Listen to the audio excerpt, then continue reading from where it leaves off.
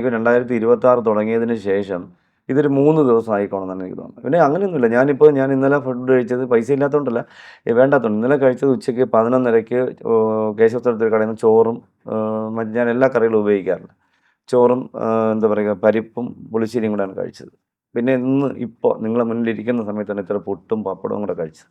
മിനിഞ്ഞാന്ന് ഉച്ചയ്ക്ക് 2 പൊറോട്ട ആറ്റിങ്ങൽ സുന്ദരൻ തട്ടുകടയിൽ നിന്നാണ് കഴിക്കുന്നത്.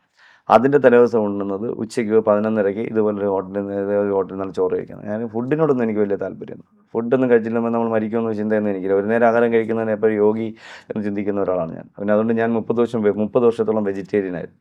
ഇപ്പോൾ കൊറോണ വന്നു. അത് കഴിഞ്ഞ് 2, 3 കടികൾ ഇങ്ങനെ അടുത്ത് വന്ന സമയത്താണ് ഡോക്ടർമാർ ട്രീറ്റ്മെൻറ്റ് ഇരുന്ന സമയത്ത് ഒരുപാട് പ്രശ്നങ്ങൾ ശാരീരികമായിട്ടുണ്ടെന്ന് പറഞ്ഞു. പിന്നെ ലിവറിന് എനിക്ക് നേരത്തെ പ്രോബ്ലം ഉള്ളതാണ്. കള്ള് കുടിച്ചിട്ടൊന്നും ഞാൻ ജീവിതത്തിൽ കള്ളൊന്നും കുടിച്ചിട്ടില്ല ഇതുവരെ.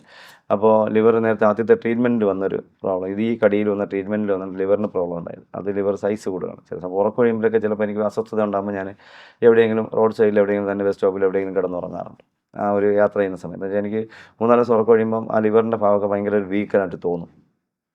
അപ്പോൾ എനിക്ക് മനസ്സിലായി ഇന്നതാണ് കുഴപ്പം. അപ്പോൾ ഞാൻ എവിടെയെങ്കിലും കിടന്ന് ഇപ്പോൾ തന്നെ നിങ്ങളുടെ സ്റ്റുഡിയോയിൽ വന്നിരുന്ന 2 മണിക്കൂർ മുന്നേ ഞാൻ സ്റ്റൂളിൽ ആ കസേരയിൽ നിന്ന് ഉറങ്ങുകയാണ് ചെയ്തത്. കുറച്ച് നേരം ചാരിയിരുന്നാണ് ഉറങ്ങി. അപ്പോൾ അത്രയ്ക്ക് ഒരു അവസ്ഥ ഒരു അസ്വസ്ഥത തോന്നി.